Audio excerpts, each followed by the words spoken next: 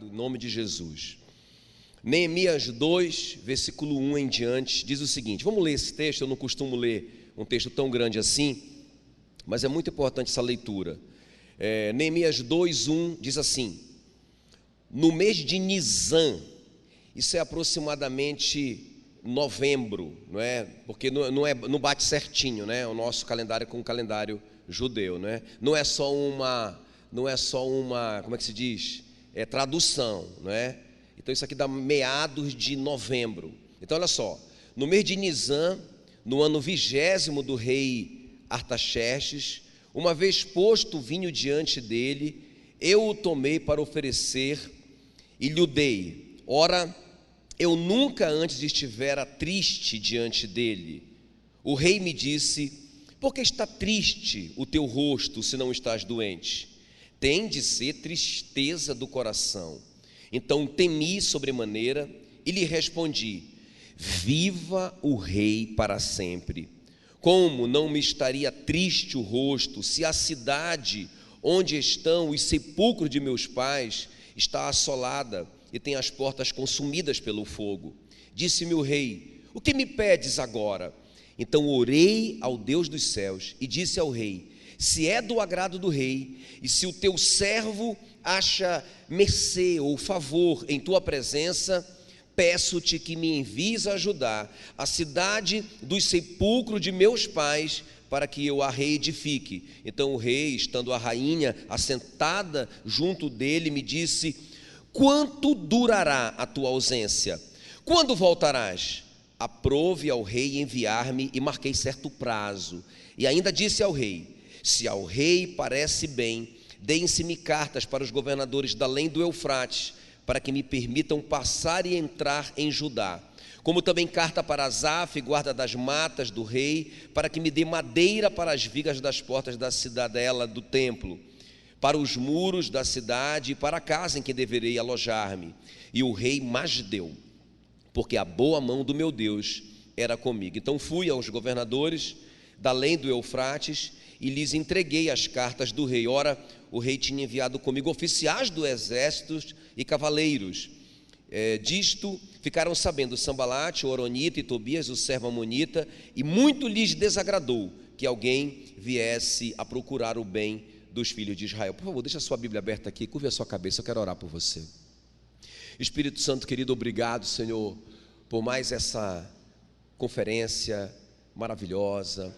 Ó Deus, e nós pedimos que o Senhor derrame fogo do altar mesmo sobre a igreja, que o Senhor revele a Tua palavra no nosso coração, que o Senhor nos mude por dentro, em nome de Jesus, que o Senhor nos dê sabedoria e revelação nessa noite. Senhor, que não seja só ensino, mas que seja realmente o Senhor falando no nosso coração. Amém e amém. Muito bem, queridos, então olha só, essa história é muito poderosa, não é? A história da reconstrução dos muros, não é? A história do Neemias, do livro de Neemias, e ela começa assim, né? Quando algumas pessoas que estão vindo dali daquele caos, daquela cidade em caos, eles chegam ali e contam, não é, para o Neemias. Um dos irmãos do Neemias conta lá, olha só o relato que eles vão dar, que os muros estão caídos, as portas estão queimadas e há muita miséria. Olha aqui, presta bem atenção, diga comigo: muros caídos, portas queimadas e muita, mas muita miséria, não é? Então isso é importante, porque muros caídos fala que a cidade tinha perdido a segurança, não tinha segurança, não é? O povo estava vulnerável, sem segurança. As portas queimadas era muito importante também, por isso que o Neemias chorou, rasgou as vestes e orou e jejuou, não é? E por que ele fez isso? Porque quando as portas estão queimadas, não pode reunir os juízes da cidade. Vocês lembram, não é? A Bíblia fala que os juízes reuniam nas portas das cidades para julgar as causas do povo. Então, irmãos, era uma cidade sem um sistema, vamos colocar assim, jurídico, né? Vamos dizer. Então, não tinha justiça social. Então, não tinha proteção, não tinha segurança pública, vamos dizer assim. Não tinha justiça social e tinha muita miséria. Ok? Qualquer semelhança com algum outro país, terá sido mera coincidência, né? Sem segurança, sem justiça, o povo não acreditando mais na justiça, não é? E muita miséria, muita pobreza, muita ruína. Então, esse quadro que eles trazem, essa notícia para o Neemias. Agora veja bem, não era só isso, irmãos, esse povo já estava lá há 70 anos, o cativeiro tinha acabado, eles passaram 70 anos no cativeiro, agora eles estão ali há 70 anos já, e havia um decreto do Império Persa, não é? Que não podia ser revogado, que a obra tinha que parar. Quando a gente lê o livro de Esdras, a gente descobre isso, que tinha um decreto ali, então a obra estava travada, um decreto irrevogável, não podia construir, irmãos, aquela ruína de 70 anos de cativeiro, juntou com mais 70 anos de obra parada. Vocês podem imaginar o caos? Quem está me acompanhando aqui? Vocês conseguem imaginar esse caos? Quero pintar esse caos para vocês, não é? Então, irmãos, tudo destruído, tudo queimado, não tem segurança, não tem justiça, muita pobreza, muita miséria e um decreto irrevogável. Não se pode fazer nada, é proibido reagir, é proibido reconstruir. Vocês estão presos aí, não é? Era o decreto do rei. Então toda essa situação, não era suficiente, porque eles têm oposição agora, não é? Porque quando Neemias se manifestou para fazer alguma coisa, os povos em volta ali se levantaram para desanimar, para dividir o povo, para distrair o povo. Irmãos, uma verdadeira confusão, um grande desafio. Agora veja bem, o Neemias, não é? Ele é o copeiro do rei. A gente costuma pensar assim, puxa vida, Deus usou até um copeiro para fazer isso, não é? Como se ele fosse um garçom. Ele não era um garçom. Na verdade, ele era um homem. Os copeiros, irmão, era um cargo altamente invejável, porque pensa bem, o copeiro era o cara que comia a comida do rei antes dele comer. Ele só comia filé, não é? Só comia o melhor da terra. Ele provava os vinhos internacionais importados do rei antes do rei provar. Ele morava colado no rei, era como se fosse um guarda-costa de elite do rei. Veja bem, na verdade, irmãos, o Neemias, ele está no auge do sucesso dele, e esse cara vai mudar toda a vida dele, porque, irmãos, ele recebe um chamado muito poderoso para fazer alguma coisa. O que eu quero começar a quebrar um paradigma com vocês aqui é o seguinte, irmãos. Muita gente fala comigo assim, pastor, eu não sei o meu chamado, não é? Aí eu li que o apóstolo Paulo caiu do cavalo, ficou cego, Deus falou com ele, Saulo, Saulo, por que me persegue? Eu li que o Moisés viu uma sarça ardente, não é? Irmãos, o outro viu um anjo, é tudo sobrenatural. Mas, irmãos, o Neemias não tem anjo, não tem sarça, mas escuta bem, ele recebeu um chamado. E como é que foi o chamado do Neemias? Ele viu uma necessidade. Quem está me entendendo? Irmãos, ele viu uma necessidade, ele viu o desespero de um povo. Ninguém podia fazer nada, porque era proibido fazer alguma coisa por esse povo, não tinha nada para fazer, não é? Sem segurança, sem justiça, na miséria, sendo oprimido pelos inimigos. Irmão, todo esse quadro, um caos de pelo menos 140 anos, não é? Irmãos, e esse cara vê essa necessidade e ele abre mão do sucesso dele para se deixar ser usado por Deus. Quem está me entendendo? Eu vou te falar o tema dessa mensagem, mas ele falou primeiro comigo. Sabe por quê, irmãos? Eu estava sonhando um sonho tão doido, estou, não é? Já há muitos anos que eu sonho esse sonho, não é? Não vou nem te falar agora, porque não vem o caso. Mas eu estava sonhando esse sonho, e aí eu pensei assim, meu Deus, eu sonho esse sonho há tantos anos, é um sonho tão grande, que é um sonho impossível. Eu pensei assim comigo mesmo, não é? Por que eu fico sonhando esse sonho impossível? Senhor, tira isso da minha cabeça. Esse sonho impossível, não é? Que me consome, que mexe comigo, não é? Irmãos, e quando eu estava pensando isso, veio assim no meu coração, Neemias. E aí eu comecei a ler e estudar a história do Neemias. Irmãos, o que esse cara tinha era um sonho impossível. Quem está me entendendo? Um sonho impossível. Um sonho tão grande, para ele ele nunca tinha estado em Jerusalém, escuta bem. O Neemias nunca tinha estado. Onde é que o senhor viu isso, pastor? Irmãos, ele estava, se já tem 70 anos que eles voltaram, então o Neemias não tem 70 anos, ele não é um homem de 70 anos para fazer tudo o que ele fez, não é? Ele não é. Então, irmãos, esse cara nunca esteve lá, mas ele é movido por uma paixão tão grande de fazer algo, tão grande, isso queima no coração de uma forma tão poderosa, irmãos, que o Neemias então, ele vai, e nós sabemos que ele realizou esse sonho impossível em 52 dias. Quem está comigo aqui? Irmão, 52 dias, ele conseguiu mobilizar 38 grupos, vocês vão ver, está lá na sua Bíblia, não é? 38 grupos imensos para construir pelo menos 10 portas e reparar toda aquela muralha. Irmão, na verdade, quando você lê essa história, você diz, foi um grande milagre. Não aparece anjo, não aparece sacerdente, não aparece nada de sobrenatural, mas, irmãos, foi um grande milagre. E o que eu quero compartilhar com vocês nessa noite é que princípios nós precisamos observar para realizar esses sonhos impossíveis. Quem está comigo aqui? Quantos aqui de vocês pensam que tem um sonho impossível, igual eu? Não é? Eu estava dizendo, meu Deus, eu estava rindo do meu sonho, meu Deus, que doido, isso não é mais nem sonho, isso já é loucura. E Deus disse, não é. Porque quando eu li a história do Neemias, eu disse, não, o sonho dele é incomparavelmente maior do que o meu.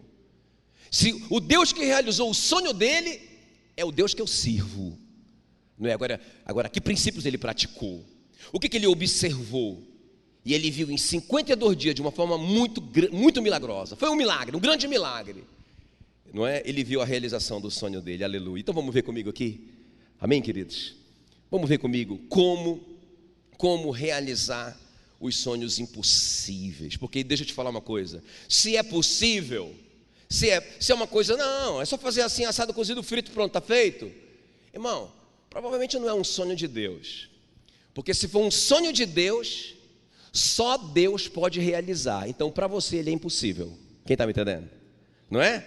Se você tem um sonho que você pensa que é impossível, primeira pista, esse sonho pode ser de Deus. Porque se você tem um sonho de Deus, você não dá conta. Para o homem é impossível, só ele realiza. Agora, qual que é a nossa parte nisso? É sobre isso que eu quero conversar com vocês hoje à noite, ok? Então, muito bem. Então, primeira coisa aqui, gente, vamos ver aqui o que o Neemias fez. Claro que são 1000 coisas, eu vou tentar resumir em 4, não é? Mas eu acho que dá para abranger muita coisa aqui, né? Vocês vão concordar comigo. Então vamos ver. A primeira coisa, o Neemias orou antes de agir. Irmãos, eu vejo que muita gente frustra seus sonhos, porque começam a fazer depois que, não é? Depois ora para consertar a bagunça, não é? Então a primeira coisa aqui, irmãos, no Neemias, olha só que coisa linda, ele orou antes de agir. Não é fácil, irmãos, ele orou 4 meses. 4 meses, eu vou te falar que isso aqui fez toda a diferença. Está entendendo? Vamos lá? Então a primeira coisa, orou antes de agir. Ele tinha uma emergência? Tinha.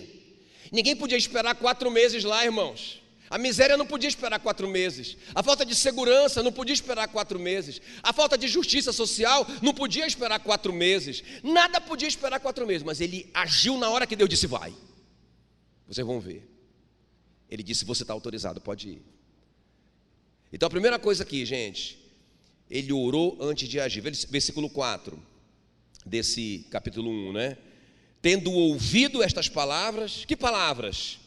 Os muros estão quebrados, as portas estão queimadas, grande miséria e grande vergonha. Quando ele ouviu essas palavras, não é?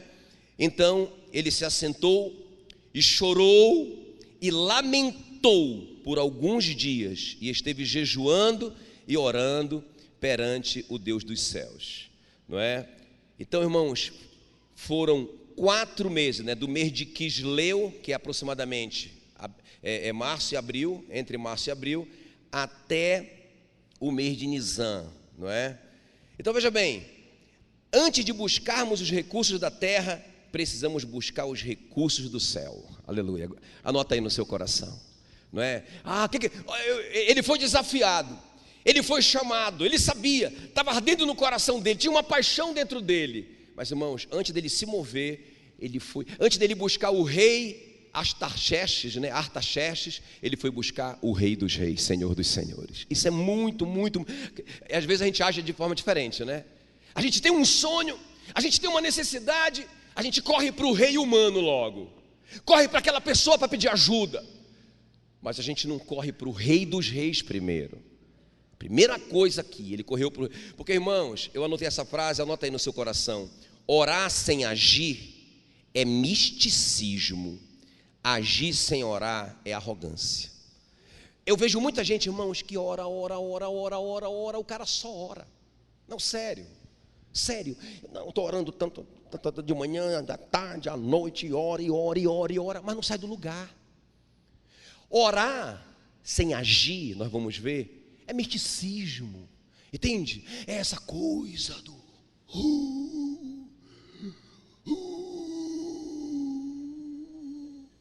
o poder, entende? É o crente doido. Orar sem agir é misticismo, irmãos. Agora, agir sem orar é presunção, não é? Eu sei o que eu vou fazer e eu já faço logo, eu não penso nem duas vezes, não é? Então, o Neemias, ele consegue colocar esse equilíbrio, não é? Ele ora primeiro antes de agir. Porque deixa eu te falar uma coisa, irmão, tem uma oração que é abominável, Provérbios 28:9, fala assim que aquele que afasta o ouvido de ouvir a palavra, até a sua oração é abominável. Deixa eu te falar aqui um pouquinho sobre essa oração abominável. Que oração é? Qual é essa oração abominável? É o monólogo. Como assim, pastor? Irmãos, o que é uma oração baseada na palavra? Olha, aquele que afasta o ouvido de ouvir a palavra, a sua oração é abominável. Deus se cansa disso, ele não quer ouvir essa conversa, não é? Ele se sente mal, não é? Que oração é essa? É o monólogo. É uma oração que eu estou orando, falo, e oro.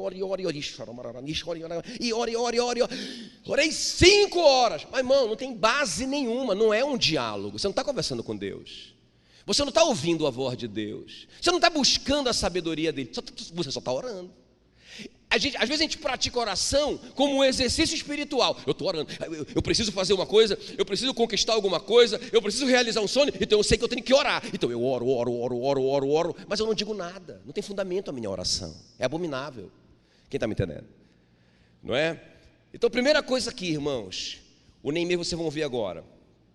Ele, antes dele agir, e agora a gente vai ver ele agindo, ele passou 4 meses de oração e jejum. Agora presta atenção, eu não estou estabelecendo doutrina aqui, tá? Ah, pastor, então beleza, já sei, vou orar 4 meses e vou jejuar 4 meses antes de dizer sim. Não vai funcionar. Funcionou para o Neemias, não é? Para o Daniel foi 21, não é? Então, para o Moisés foram 40 anos de oração. Então, calma lá. Por isso eu digo que o relacionamento é pessoal, mas o que você tem que colocar na sua cabeça, se você tem um sonho que é maior do que você, se você tem um sonho que para você é impossível, pode ser um sonho de Deus para você, não é? E a primeira coisa que você tem que fazer é orar antes de agir. Agora vamos ver a segunda coisa que a gente vai começar a ligar, não é? O quebra-cabeça.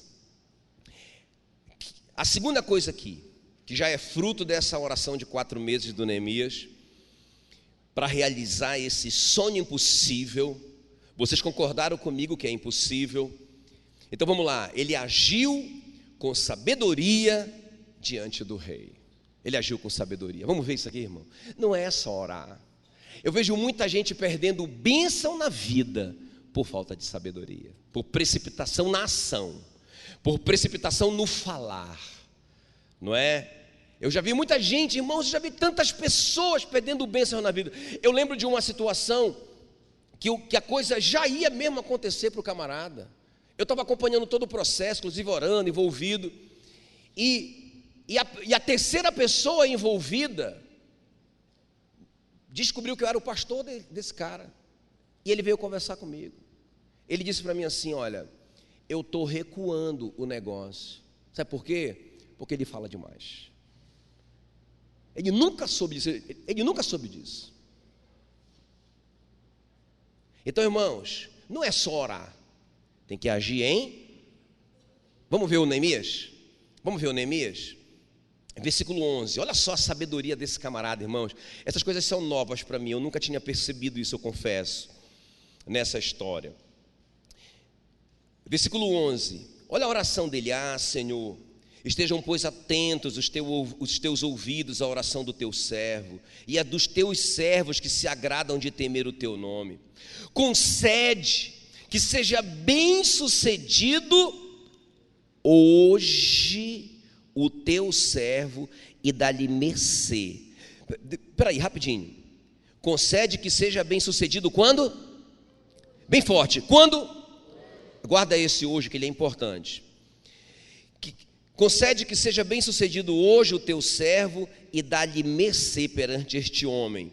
Nesse tempo eu era copeiro do rei. Então, irmãos, presta bem atenção aqui. Conquanto o Neemias é um homem de oração, não é? E o coração dele está ardendo para ele resolver essa parada, que ele não tem grana, que ele não tem condição nenhuma de fazer isso, não é? Mas ele sabe de uma coisa, ele não pode ir, porque tem um decreto, tem uma lei. Quem está me entendendo? Então ele não é ignorante a isso. Ah, vamos fazer. Calma, não, ele sabe. Então a inteligência dele, a sabedoria dele, não. Esse cara tem que mudar a maneira de pensar. Eu sei que o decreto é irrevogável, mas eu preciso de uma autorização do rei. Eu preciso de um documento. Amém? Eu preciso de um documento, de uma recomendação. Alguém falou isso para mim quando chegou, né? O Fábio falou, né? Está aqui a minha carta de recomendação. Ele me deu um papel. Então, o Neemias sabia, conquanto ele era um homem de oração, poderoso, mas ele sabia: eu preciso de um papel, eu preciso chegar lá com essa carta, porque tem uma lei que ninguém pode construir os muros. Agora, como que eu vou mudar a cabeça desse camarada se ele está... Nós temos as informações na Bíblia que ele está recebendo um monte de carta, não é? De mentira, falando mal do povo de Israel, dizendo que eles estão se rebelando e que eles querem construir aquela nação para se levantar contra os persas. Ele está acreditando em tudo isso. Como que eu vou chegar com esse cara e pedir uma ajuda para esse povo, que ele só está ouvindo coisa negativa desse povo? Vocês estão me entendendo? Então como que eu vou fazer isso? Irmão, ele precisa de sabedoria, ele precisa de um plano, não é? Provérbios 21:1 diz: como ribeiros de águas, assim é o coração do rei na mão do Senhor, este segundo o seu querer o inclina. Irmão, a gente lê isso e pensa que é assim, ó, que Deus faz assim, ó, que Deus quebra todos os princípios para mover o coração de alguém a nosso favor. Irmãos, vai mover, mas nós vamos precisar agir com sabedoria diante dessa pessoa. Quem está me entendendo? Então olha só na prática a sabedoria do Neemias, gente. Vamos ver isso aqui, tremendo isso. Quantos têm um sonho impossível? Deixa eu ver aqui. Quantos oram antes de agir? A maioria, graças a Deus. Agora escuta, não é só isso. Você precisa de sabedoria, né? E olha como que vai se manifestar a sabedoria dele, não é? Puxa vida, Senhor, me dá graça diante desse homem, porque esse homem precisa assinar esse papel. Eu preciso dessa recomendação, eu preciso dessa grana. Não adianta eu chegar lá, não adianta nada eu chegar lá, não é? Sem dinheiro, não adianta nada eu chegar lá sem matéria-prima. Como que eu vou chegar lá sem um exército? Os inimigos lá que estão em volta vão me matar rápido, não é? Vocês estão entendendo o tamanho do milagre que esse cara precisa? Vocês estão me entendendo? Não é? Meu irmão, é muito grande esse milagre que ele precisa. Não é só um favorzinho, chefe, me manda para lá e tal. Irmão, é muito grande. Agora olha só, olha a prática da sabedoria. Então a primeira coisa aqui, irmãos, o Neemias é um homem positivo, ele é um homem para cima. Isso é muito chave para a gente conquistar as pessoas. Olha o que diz Neemias 2:1. no mês de Nisan, no ano 20º do rei Artaxerxes, uma vez posto o vinho diante dele, eu o tomei, para oferecer, e lhe dei. Então ele tomava primeiro o vinho, né? Ora, eu nunca antes estivera triste diante dele. Olha para mim, olha só, irmãos, olha a primeira manifestação da sabedoria do Neemias. Nunca, o Neemias estava com aquela cara de, sabe aquela cara de vaca? Eu não sei nem fazer cara de vaca. Irmão, ele era um cara tão positivo, tão para cima, que quando o rei viu ele triste, irmão, isso foi a chave para o rei perguntar para ele: o que você tem? Por que isso foi uma chave? Porque, irmão, ninguém podia pedir nada para o rei, nem a rainha. Lembra da Esther? Lembra que a Esther falou para o Mordecai? O Mordecai: você tem que pedir lá para a gente, porque o Ramã fez essa lei maluca para matar todo mundo. Ela disse: eu não posso. Ninguém pode chegar na presença do rei persa, que nesse caso ali da Esther era o Assuero. Ninguém pode chegar na presença dele se não for chamado. E há 3 meses que ele não me chama, a gente está meio em crise. Eu não posso, se eu chegar lá sem ser chamada, ele pode me matar. Então, esse cara, não é? O Neemias, ele não podia chegar lá e fazer um pedido para o rei, irmão. Isso era fora da lei. Agora, quando o rei pergunta para ele: peraí, tem alguma coisa que eu posso fazer por você? É diferente. Irmãos, e o que foi que fez o rei perguntar para o Neemias o que ele podia fazer por ele? Foi a diferença, um dia só, no comportamento desse cara, porque de praxe, ele era um cara para cima, ele era um cara positivo, ele era um cara alegre, ele era um cara bom de se conviver com ele. Irmãos, o que isso tem a ver comigo e com você? Escuta bem. O que eu quero te dizer é que o Neemias não se tornou esse cara para realizar um sonho, ele já era esse cara.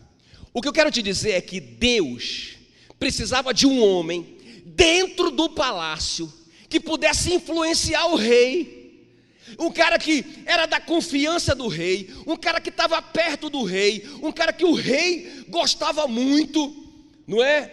Irmãos, esse cara era Neemias. Deus não achou esse cara em lugar nenhum. Esse cara estava lá dentro do palácio. Ele não era um sumo sacerdote, ele não era rei, ele não tinha tanta influência, ele tinha uma influência pessoal sobre o rei. Irmãos, o que eu quero te dizer é o seguinte: você tem um sonho impossível. Como que você se relaciona com as pessoas agora? Qual o seu relacionamento com as pessoas que Deus colocou você lá, meu irmão? Eu tenho certeza que cada um de nós está perto de alguma pessoa influente nessa cidade. Cada um de nós aqui. Agora, como que a gente lida com essa pessoa? Entende? Então, irmãos, o rei achou estranho. Neemias, eu não acredito que é você. Por que você está com essa cara de preocupado? Porque você é tão para cima. Agora, olha a sabedoria dele aqui, irmãos. Olha a sabedoria dele. Ele não vai responder assim. Ele não vai responder, ele não fala de Jerusalém, porque o rei odiava Jerusalém, não é? O que ele fala? Oh, majestade, é uma pergunta. Ele responde com uma pergunta: como que eu não estaria triste se a cidade dos meus pais e o sepulcro dos meus pais foram violados?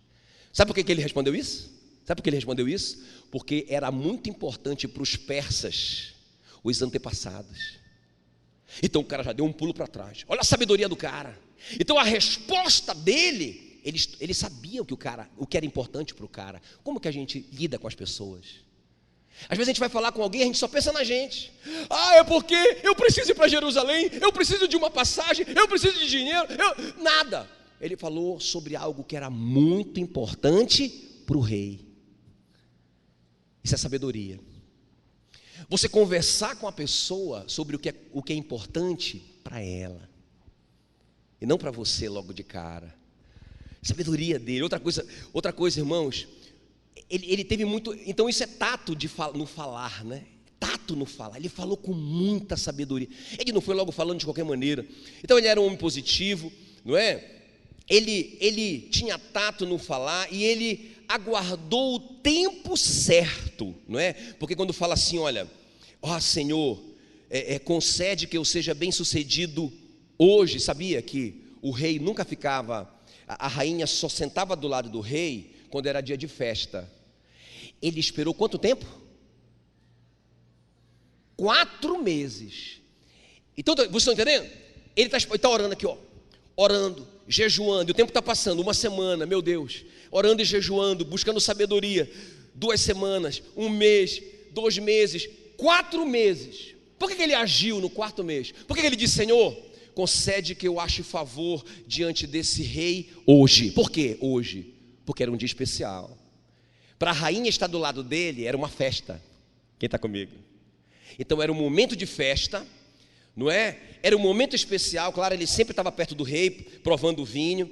Ele percebeu aquele momento, aquela oportunidade, era agora. Irmão, deixa eu te falar uma coisa aqui. Quem tem um sonho impossível, não se precipite em agir. Para todo o propósito de Deus, há tempo e modo. Não corra na frente de Deus, espere o tempo de Deus. Irmãos, quando eu li isso, eu disse: meu Deus, porque eu sou muito apressado, eu confesso. Eu sou muito apressado, eu sou muito agoniado. E o Neemias esperou a hora certa de entrar. Aleluia. Sabedoria. Sabedoria. Amém, queridos? Sabedoria. Sabedoria, não é? E outra coisa importante, como se manifesta a sabedoria dele. Escuta bem, quando o rei pergunta para ele: o que é que eu posso fazer por você? Irmãos, ele sabe exatamente o que ele precisa. Então não é um pedido maluco, não é? Ele diz: eu preciso da sua autorização, eu preciso de uma carta de recomendação, eu preciso de autorização para eu tirar madeira, não é? E ele já deu a relação da madeira que ele precisaria. Eu preciso de um exército, não é? Eu preciso de dinheiro, eu preciso construir uma casa lá, eu preciso de uma licença de 12 anos, eu vou precisar de 12 anos lá. Irmãos, você tem um projeto? Você tem um sonho? Cadê o pessoal que tem um sonho? Você tem um projeto? Você sabe do que você precisa? Não é? Eu já contei aqui, acho que eu contei para o Fábio esse final de semana, que eu visitei uma igreja e a gente conversou com o pastor lá, e eu fiquei encantado. Contei para vocês que eu fiquei encantado com a escola que eles tinham lá, 3 andares, a escola mais linda que eu já vi na minha vida, uma estrutura, meu irmão, fantástica, dentro de uma igreja, não é? A área deles lá tem mais do que um alqueire. Isso daí dá perto de 60 mil metros quadrados. Pensa, para vocês terem uma ideia, nós temos 2 mil aqui, né? Não grava isso, tá, irmão? Porque só um pouquinho, 2 mil. Não, brincadeira. Sucesso, né? Aí a gente perguntou para ele tal, mas cara, essa escola, que loucura. Aí ele falou assim que o cara chegou com ele, o dono do shopping da cidade, perguntou assim para ele: pastor, o senhor já construiu toda essa igreja com 5 mil lugares, isso é um sucesso nessa cidade, tem alguma coisa que o senhor não realizou? Ele disse: tem. O quê? Eu queria construir uma escola. Mas o senhor tem ideia de como que vai ser essa escola? Irmão, de que ele abriu a gaveta. Ele está contando para a gente, o pastor, que ele abriu a gaveta assim, ó, pá. E quando ele abriu a gaveta, irmão, todos os projetos arquitetônicos, estruturais e financeiros, e cada detalhe, e tudo mais, tudo que ele precisaria, e etc e tal, ele já colocou na frente do cara. O cara tomou um susto. Ele: você tem uma ideia de quanto que é? Não, eu não tenho uma ideia, eu tenho o valor. Era um pouco mais do que 8 milhões na época de reais, não é? O cara disse: pode mandar fazer. Isso é sonho, não é? Isso é um sonho real. Isso é um sonho com um projeto. Então Neemias, irmãos, ele é esse cara que ele ora, ele é o cara do fogo, ele ora antes de agir. Top. Mas ele não fica só aí, não é? Então quando ele se movimenta com uma estratégia. Ele se movimenta na hora certa. Ele sabe o que ele precisa. Ele tem tato no falar. Ele não vai logo falando do interesse dele, ele fala do interesse do outro. Ele fala sobre o sepulcro dos pais dele. Ele pensou no que ele ia falar. O dia que eu tivesse a oportunidade, eu já sei o que eu vou falar. Aí ele orou assim: Senhor, tem que ser hoje. O homem está feliz, o homem está alegre, o homem está comemorando. Senhor, é agora, tem que ser hoje. Eu não posso perder essa oportunidade. Esse é o dia. 4 meses depois, quem está me entendendo? Aleluia. Glória a Deus. Bom, depois dessa introdução, não estou brincando. É brincadeira. Lá vai o terceiro ponto. Como que eu faço? Qual que é o segredo para eu realizar um sonho impossível? Então, primeiro, ore antes de agir, não é? Segundo, haja com sabedoria diante das pessoas de influência na sua vida. Você não está aí por acaso. O Neemias não estava lá por acaso, mas ele não perdeu, irmãos, aquela oportunidade, aquela influência. Ele não falou bobagem, ele não se precipitou, ele não foi antes do tempo. Ele poderia ter morrido se ele fosse antes do tempo. Ele soube esperar. Ele jamais fez um pedido para o rei que perguntou para ele: o que é que eu posso te dar? Meu Deus do céu. E quando chegou a hora, ele estava com, sabe, eu imagino assim, quando chegou a hora, ele estava com a mala pronta, pela fé, estava tudo preparado. Quando chegou a hora, ele estava pronto, aleluia. Esse que é o segredo, irmão. A gente sonha, mas a gente não se apronta. A gente sonha, mas a gente não se prepara. A gente sonha, mas a gente fica lá como se nada fosse acontecer. Isso não é fé. Fé é você saber que vai acontecer. Em terceiro lugar, vamos avançar. Ele se firmou nas promessas de Deus. Irmão, isso aqui é outra chave poderosa. Outra chave poderosa. Olha só. Então, a primeira promessa que ele tinha, que Deus é um Deus de aliança. Olha o que diz aí Neemias 1:5. Olha a oração dele. E disse: ah, Senhor Deus dos céus, Deus grande e temível, que guardas a aliança. Diga, guarda a aliança. Diga Deus grande e temível. Diga, Deus grande e temível, que guardas a aliança. Então, irmão, deixa eu te falar uma coisa aqui, ó. Por que a gente às vezes a gente não toma posse da palavra, da promessa? Porque às vezes assim, ó, irmão, presta atenção. Puxa vida, eu tenho esse sonho. Ah, eu pisei na bola. Ah, eu não estou orando o suficiente. Ah, eu não estou sendo bonzinho o suficiente. Ah, eu não estou trabalhando o suficiente na igreja. Ah, eu pequei. Ah, Deus não tem mais aliança comigo, eu estou lascado. Irmãos, a maioria de nós somos assim. Se nós formos infiéis, Ele permanece fiel, porque Ele não pode negar-se a si mesmo. Eu só preciso, irmão, reajustar. Sabe aquela vozinha do GPS? Reprogramando, não é? Reprogramando. Entende? Então ele sabe, a primeira coisa que ele toma posse: ó Deus grande e temível, que guardas, Ele vela, Ele cuida, Ele protege essa aliança dele comigo, aleluia. E a segunda coisa que ele toma posse, ele sabe e ele toma posse dessa promessa de que Deus vela por cumprir a sua palavra. É outra coisa, irmão, se Deus te prometeu, você pode estar bem certo, Ele vai cumprir. Apesar de você, Ele vai cumprir. Então, se você tem um sonho impossível, você tem que ser um caçador de promessa. Você tem que ter um relacionamento com a palavra. Eu tenho falado isso sistematicamente aqui. Você jamais vai saber o que Deus te prometeu pessoalmente se você não tiver um relacionamento com a palavra dele.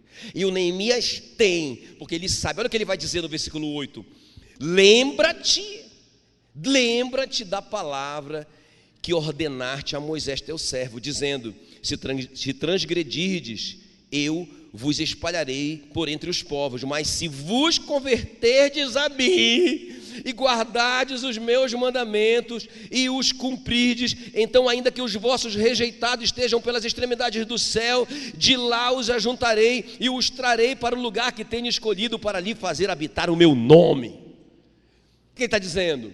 Senhor, beleza, esse povo pisou na bola, não é? Por isso que eles foram arrancados daqui, e por isso que eles foram para a Babilônia, e por isso que eles ficaram 70 anos lá, mas eles se arrependeram e o Senhor os trouxe de volta.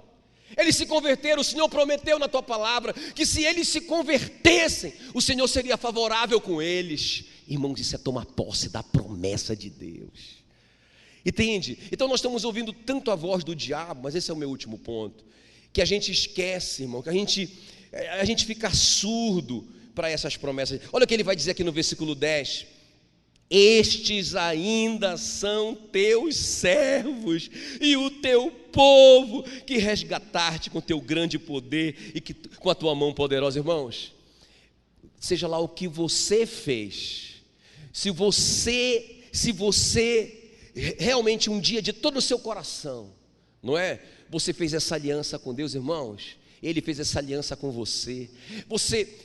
Nada vai fazer você perder essa filiação. Quem está comigo aqui, ó? Porque tem crente que vive assim, né? Hoje eu sou filho, amanhã eu não sou. Essa semana eu acho que de segunda e quarta eu fui filho. O resto, não, eu não sou filho. Agora eu mereço, agora eu não mereço, irmão. Não, irmão, a gente não pode viver essa miséria. Quem está me entendendo? O Neemias sabe, Senhor, eles foram arrancados daqui porque pecaram. Escuta bem, é muito importante vocês entenderem isso. O Senhor os trouxe de volta porque eles se arrependeram.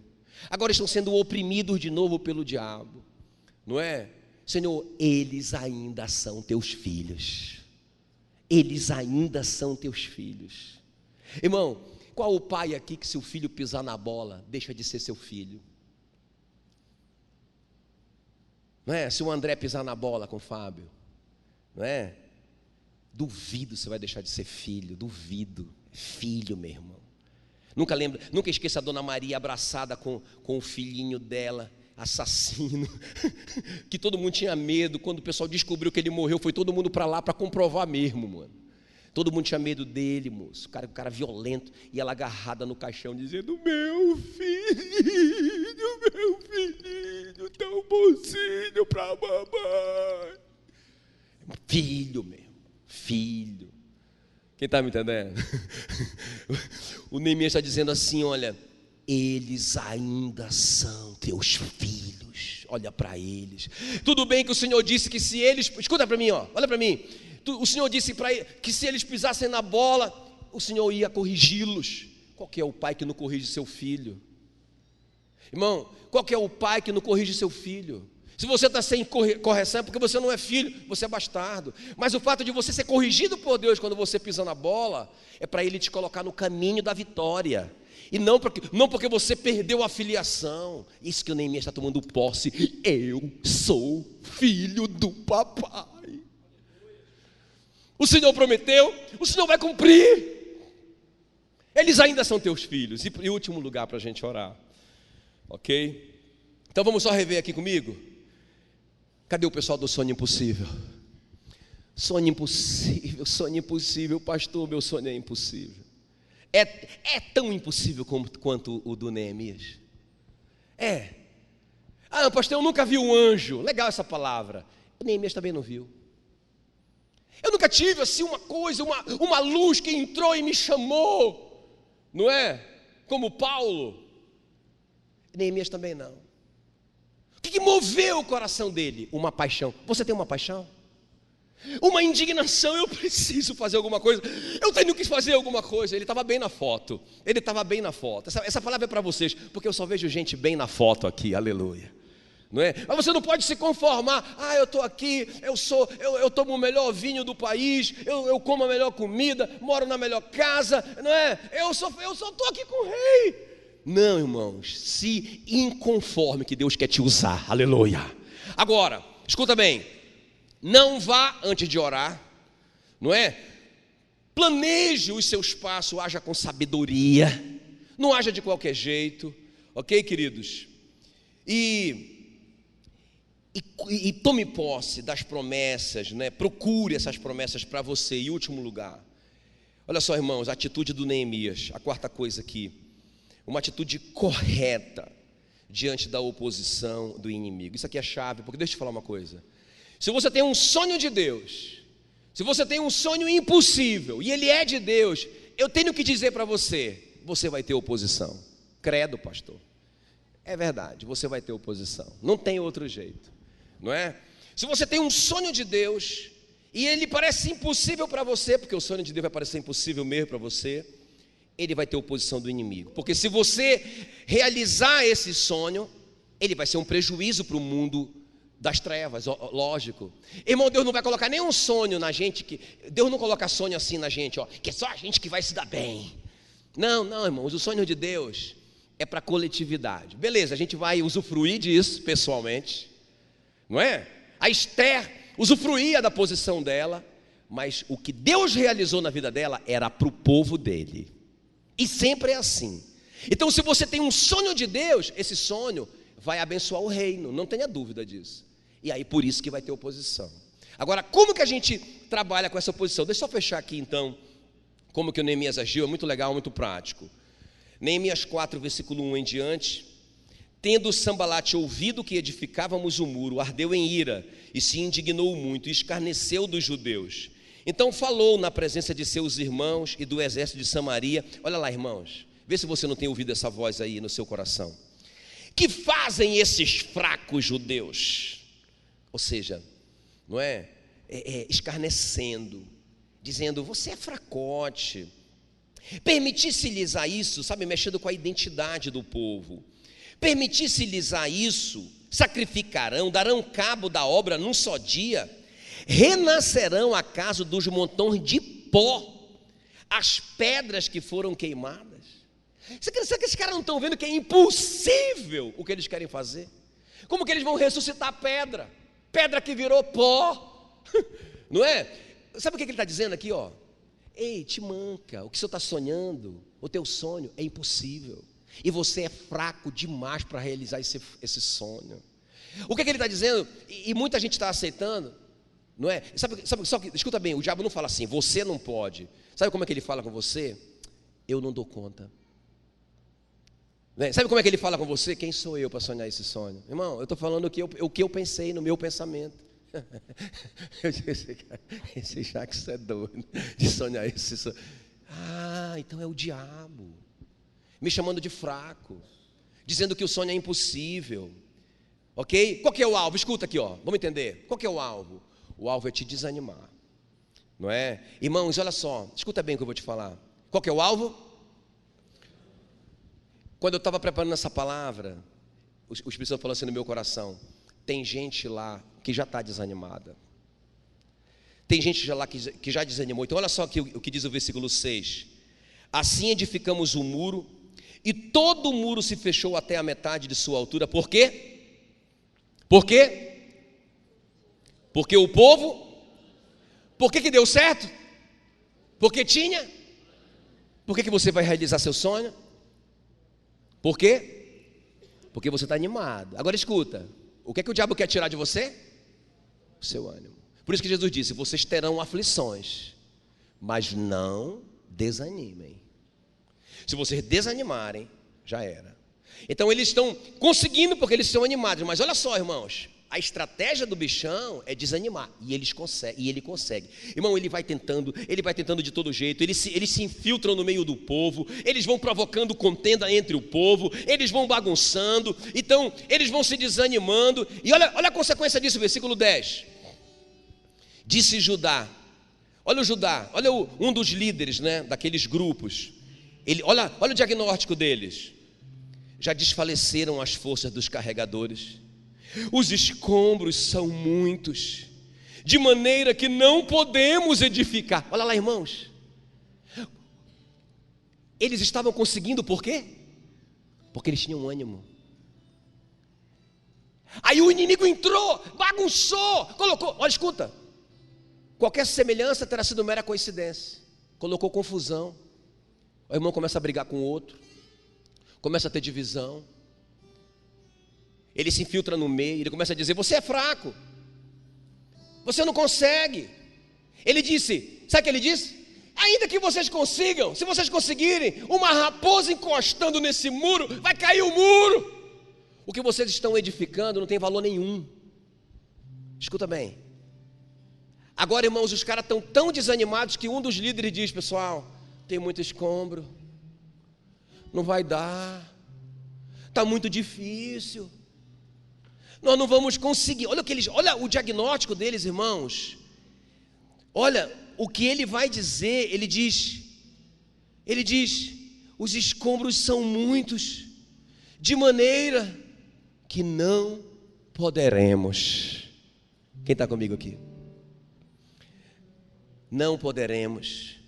Aí vem os boatos, no versículo 12, desse mesmo capítulo 4, quando os judeus que habitavam na vizinhança deles, 10 vezes nos disseram, olha só o que eles diziam, 10 vezes, quantas vezes?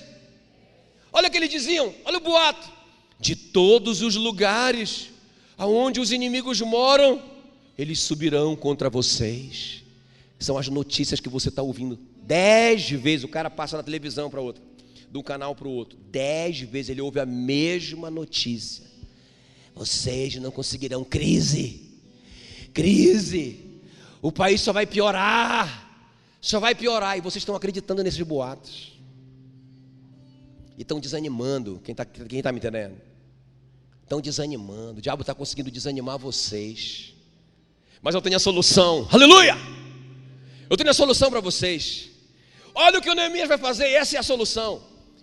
O Neemias vê todo mundo, os caras, estava todo mundo animado, eles conseguiram metade da obra, estava tudo dando certo, o Neemias começa a ver que a coisa começa a parar, eles começam a se desanimar, então olha o que o Neemias vai fazer, como que ele reagiu, versículo 14, eu inspecionei, dispus-me e disse aos nobres, aos magistrados e ao resto do povo, não os temais, não tenham medo do inimigo, ele diz, é uma repreensão isso aqui, não os temais, não é assim, não os temais, é não os temais, e aí ele continua, ele diz, lembrai-vos do Senhor, grande e temível, e pelejai pelos vossos irmãos, pelos vossos filhos, pelas vossas filhas, pela vossa mulher e pela vossa casa. Irmão, qual que é o antídoto contra o desânimo?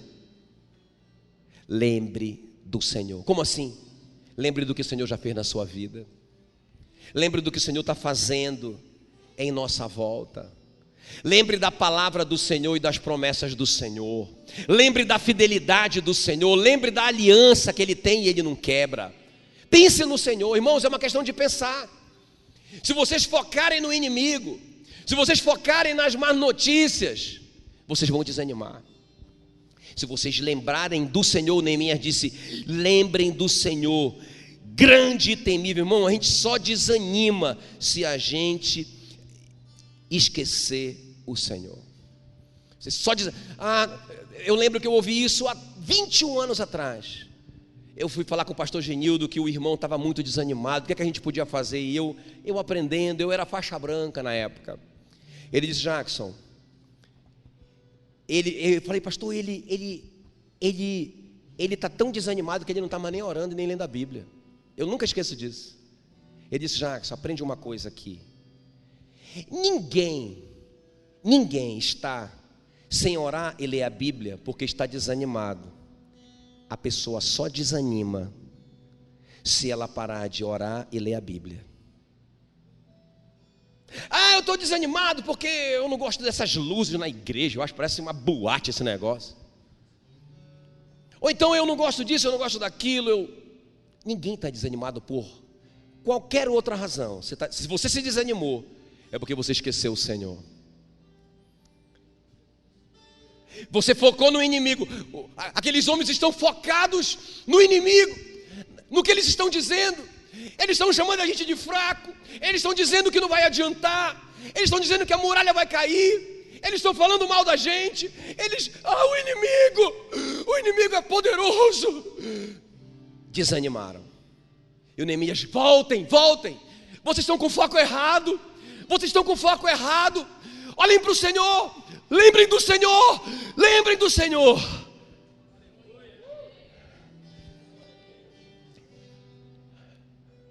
Eu nem vou perguntar, mas Deus falou para mim no meu coração, tem gente desanimada, e eu vim aqui para te dizer, lembre do Senhor, lembre da sua Bíblia, lembre das promessas dele, lembre do que ele já fez na sua vida. Lembra? Alguém lembra de um milagre que ele já fez na sua vida?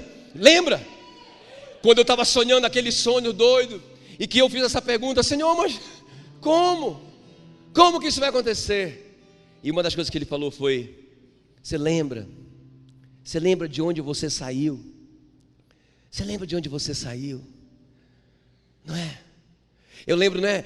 Eu e a Meila orando numa igrejinha que cabia 30 pessoas. 30 pessoas. A gente saía às 5 horas da manhã, porque eu trabalhava ainda fora, né? Para a gente ir para a oração. E aí eu, ela e umas 4 pessoas. 5 horas da manhã. A gente orando por um prédio. Eu não era o maior dizimista da igreja, eu era o único. E a gente orando por um prédio grande naquele lugar. Quem passava lá e visse a gente orando por aquilo, ia rir da gente, não é? Ia rir da gente. A igreja era tão pequenininha que não tinha nem espaço para um banheiro. Então a gente chegava lá, a gente chegava assim, o sapato com o sapato na mão. Já te contei isso? A gente chegava com o sapato na mão, todo mundo. E aí a gente chegava e lavava os pés lá na casa da vizinha. Ela tinha um poço de boca aberta. A gente lavava os pés ali. E todo mundo calçava o sapato e entrava na igreja. Não tinha banheiro. A gente conseguiu fazer lá no fundo da igreja um tetozinho de plástico para as crianças. Também eram poucas crianças. E a gente orando por um prédio. Um dia chegou uma mulher comigo e falou assim: pastor, eu construí um prédio. O terreno lá tem 2.000 metros quadrados. E eu construí um prédio. Eu gostaria de doar esse prédio para a igreja. Aí eu disse: é brincadeira, essa mulher está doida, está brincando comigo, está tirando com a minha cara. A gente não acredita no milagre quando ele chega. Quem está me entendendo? Aí eu contei para o pastor Genildo: pastor, a mulher quer dar um prédio para a gente. Pensa bem, quer dar um prédio. Já está tudo pronto. Irmãos, a maior projeção que eu fiz na minha cabeça de fé, nunca era um prédio daquele tamanho, nunca. Irmão, final da história, nós ganhamos aquele prédio. Assim. Mas assim, pastor? Assim. Desse jeito, ganhamos o prédio, tudo pronto. E sabe quando eu estava orando dizendo: Senhor, o meu sonho é tão impossível. Lembra do Senhor, grande e temível, e não do teu inimigo. Não do teu inimigo que está dizendo que você é fraco, que se você conseguir vai cair. Não lembra dele. Lembra do Senhor, grande e temível. É assim que a gente lida com a oposição do diabo. É assim que a gente lida com a oposição do diabo. Aleluia. Fique em pé no seu lugar. Fique em pé no seu lugar.